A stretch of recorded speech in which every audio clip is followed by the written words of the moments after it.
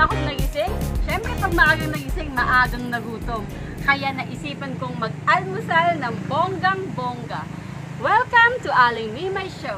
And for today's episode, nandito ako sa tusok-tusok kainan sa Gatchawin para kumain ng bongga. At eto yung aking napusuan na kainin.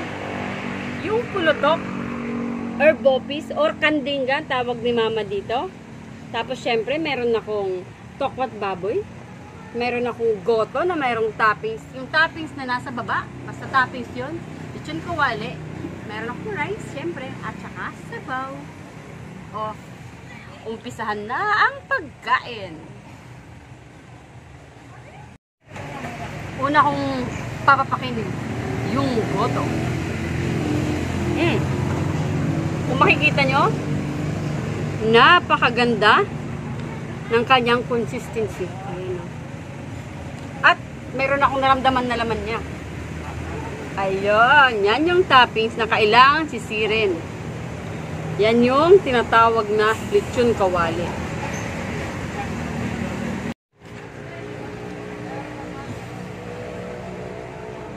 Favorite part ko talaga yung tikman time. Kasi, titikman ko na kung gaano kasarap yung aking pinakain. Ito yung goto nila na may toppings sa lechon kawali.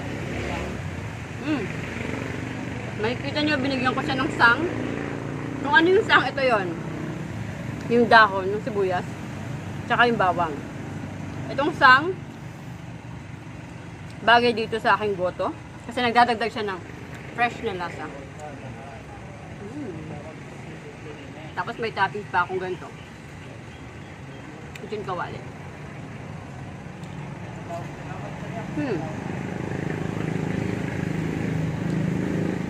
Lechon kawali, ay, lechon kawali, bagoy. Tokwat baboy, may pagkamaasim siya.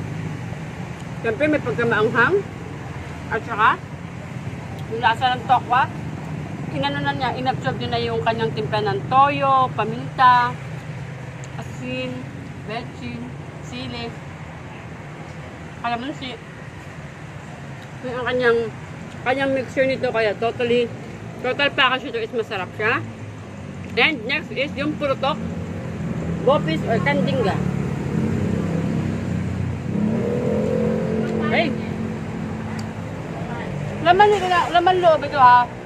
Baga, atay, puso. Cheers!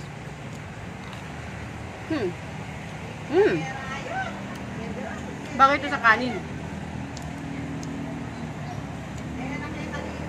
Well,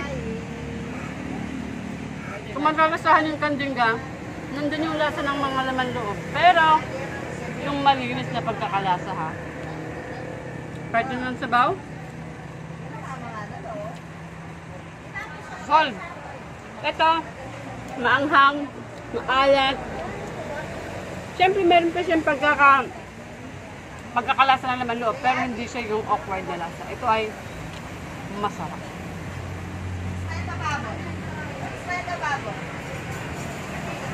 Iba talaga pag kumakain ka, tapos maganda yung view mo.